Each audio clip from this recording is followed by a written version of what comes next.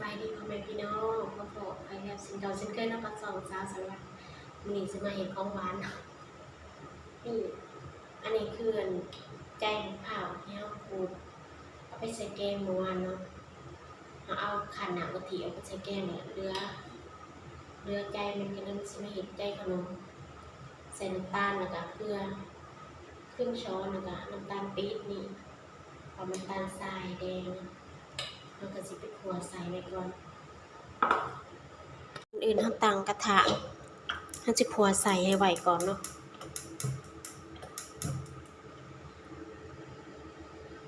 เพราะว่าใส่ของเฮานี่ใส่เวลาด้นเลยว่าสิได้ทีนี่เอาใส่ลงไปเลยแห้งๆกันสิน้ำตาลมะพร้าวน้ำตาลปี๊บเป็นน้ำตาลมะพร้าวแท้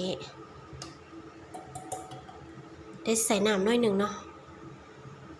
หยัดมันใหม่หมอนี่เอาใส่น้ำน้อยหนึ่งความหวานความนี่แล้วแต่หมักเด้อหมักหวานหมักน้อยไปใส่ไปเลยทำการคั่วเห็ดใจขนมมันต้องหวานๆนี่เนาะว่าเราพอใส่แป้งของเรามันจืดเพราะฉะนั้นเราต้องเห็ดใจหวานๆเนาะเราสิคั่วจนกว่ามันเหลืองคั่วใส่มันหอมแต่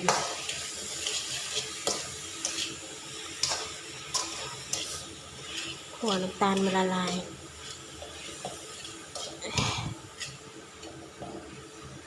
หอมน้ำมะพร้าว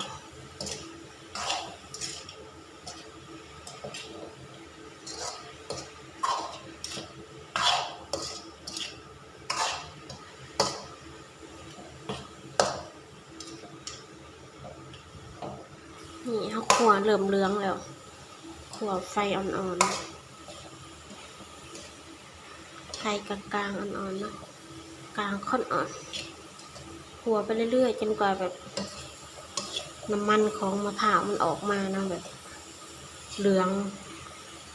กว่านี้นะนี่มันประทันใดทีเดียวใส่เวลาดมหน่อยจังหน่อยนะขั่วไปเรื่อยๆเลยออกเป็นสีน้ำตาลไม่ไหม้จักหน่อยจังใดทีใส่ขนมของเรา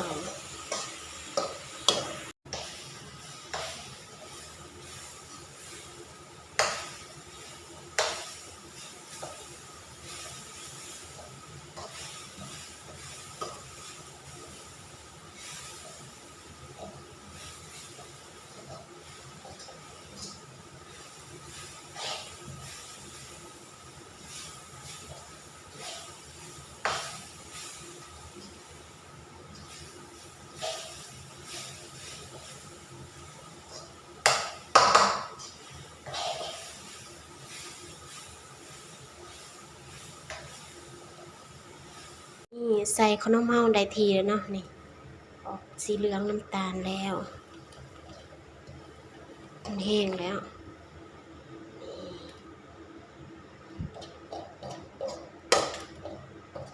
เราก็สิพักไว้ใส่ถ้วยเนาะค่อยเอาไปห่อหอมขนาดตอนนี้เดี๋ยวเอามาตองมาอันแหนบใส่กระทะนะเพราะว่ากระทะมันยังห่อนอยู่นี่อาจจะได้ไม่ต้องเปลืองแก๊สเดี๋ยวเอาไปตองมาแหนบใส่ก้นมันสิมีความห่อนอุ่นๆนั่นนี่นะนี่มันก็มาล้นได้มันก็สีอ่อนลงจักหน่อยเนาะวางไปเลยนี่ใบตองเขาล้นเรียบร้อยนะคะเสร็จไปเสร็จทำความสะอาดนะก่อนอื่นเราสิไปผสมแป้งก่อนเดี๋ยวเรามาผสมแป้งเนาะอันนี้เป็นแป้งข้าวเหนียวเด้ออันนี้500 กรัมเนาะครึ่งกิโลลองสนีก่อนถ้าแบบแป้งบ่พอกับใส่เราก็เพิ่มได้นะเพราะว่าเราซื้อมา2 ถุงละ500 กรัมผสมแป้งกันง่ายๆแค่เทน้ำเปล่าลง เทื่อละน้อยเนาะเพราะว่าค่อยๆคลุกแป้งเข้ากับน้ำนี่ถ้าใส่ร้ายได้ยานมันอันบดเหนียวเนาะแล้วก็ค่อยๆลงเรื่อยๆเรื่อยง่ายๆเนาะผสมแป้งเฮ็ดแบบบ่ได้ยุ่งยากขนมมกแบบบ้านๆบ่ได้ซีเรียสขออนุญาตใช้มือเนาะเพราะว่าเฮาเฮ็ดกินเองบ่ได้ซีเรียสหรอกว่ามือเฮาก็ล้างสะอาดเรียบร้อยผสมไปเรื่อยๆน้ำนึงก็ค่อยเติมไปใส่หลายเกินไปเดี๋ยวมันสินเหลวเกินเนาะปั่นบ่ได้เราต้องค่อย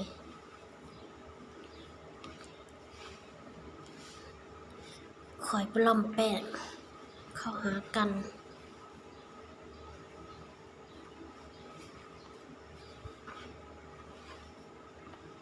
น้ำยัง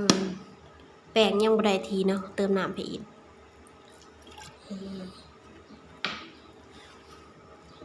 ใส่ทีละหน่อยเอาเดี๋ยวเยอะเกินไป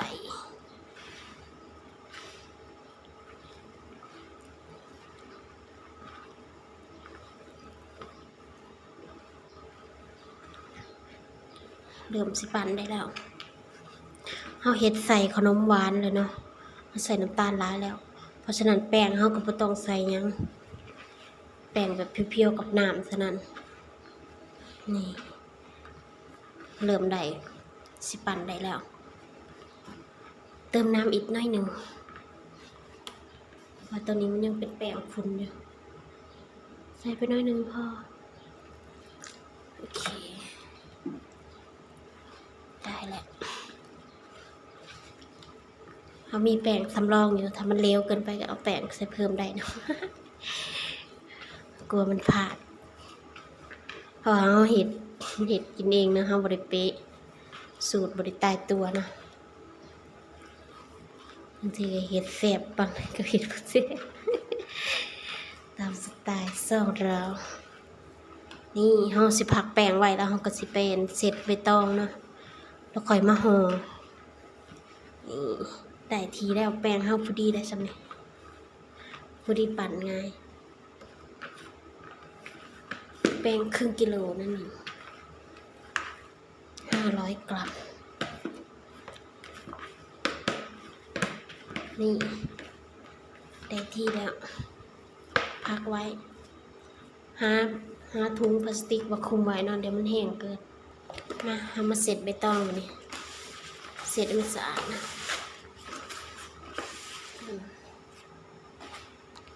เสร็จแล้วจ้า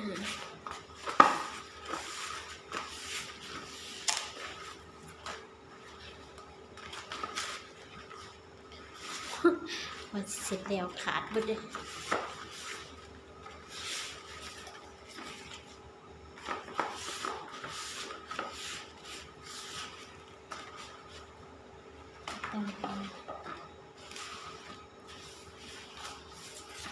ค่อยเสร็จไปนะ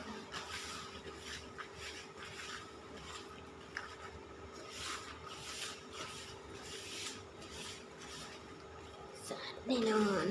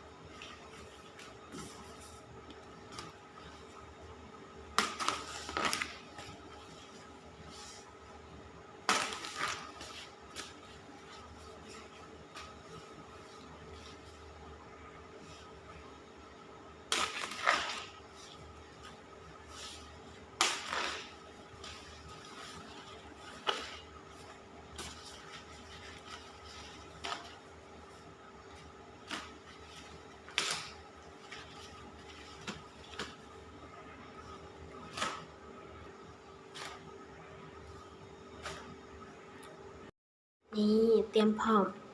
ใบตองเฮาก็เสร็จเรียบร้อยจีกเรียบร้อยเนาะเฮาก็สิมาห่อเด้อบัดนี้ก่อนอื่นเฮาก็สิอันนี้แป้งก่อนแล้วก็ตักใส่ห่อก็ง่ายๆเลยตามใจอยากได้น้อยได้ใหญ่ตามใจเลยจ้านี่ทำเป็นกลมๆแบบนี้ก่อนไม่ค่อยใส่ใบตองวางไว้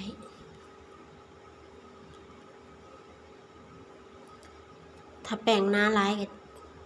เดี๋ยวมันบ่สุกอีกต้องบินเบนๆหน่อยใส่ไส้ลงไปเยอะๆมันก็สิบ่เป็นคืออันใส่ที่เฮาขูดแล้วเฮาบ่ได้บิดเอาน้ำกะทิเนาะอันนี้เป็นอันเฮาบีบเอาน้ำกะทิออกแล้วมันก็เลยแบบแห้งๆแบบนี้ถ้าว่าเฮาบ่บีบมันก็สิเหนียวนุ่มๆกว่านี้เนาะแต่ก็บ่เป็นหยังเฮาเสียดายเฮาสิถิ้มก็เสียดายก็เลยมาเฮ็ดขนมนี่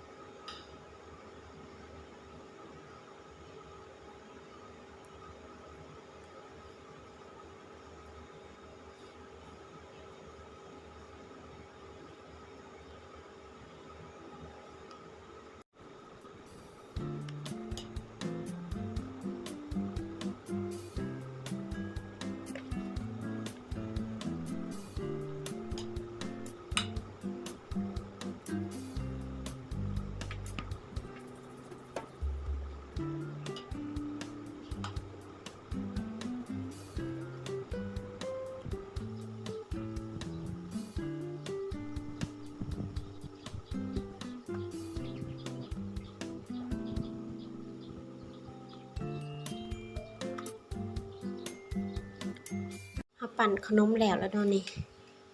เฮาก็สิมาทาน้ำมันใส่ใบตองเนาะอันนี้คือน้ำมันนั่นเฮาอันไปแช่ตู้เย็นแล้วมันกามสบายเวลาเฮาจุ่มมันจะได้บ่เลอะเทอะหลายนี่เฮาก็ทาแล้วก็มาห่อเนาะห่อขนมเฮาห่อกันง่ายๆพับซ้ายพับขวาก็ได้แหละนี่สวยมือเลอะแป้งนะไปล้างเดี๋ยวมันนั่นเปียกน้ำเรียบร้อย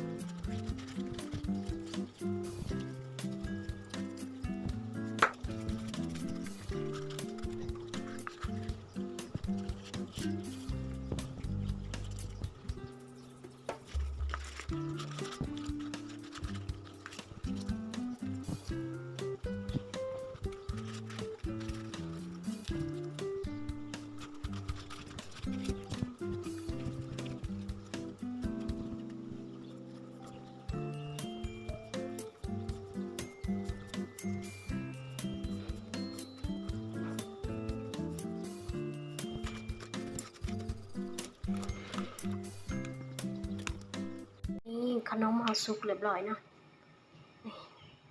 ยังมันร้อนเลยแกะชิมให้เบิ่งบ่ได้นะมันร้อนแต่ว่าแซ่บแน่นอนนี่ใจบักพร้าวนี่หน้าตาขนมมาเด้อมากินน้ำกันแซ่บๆหอมขนาดหอมมันใบตองหอมมันมะพร้าว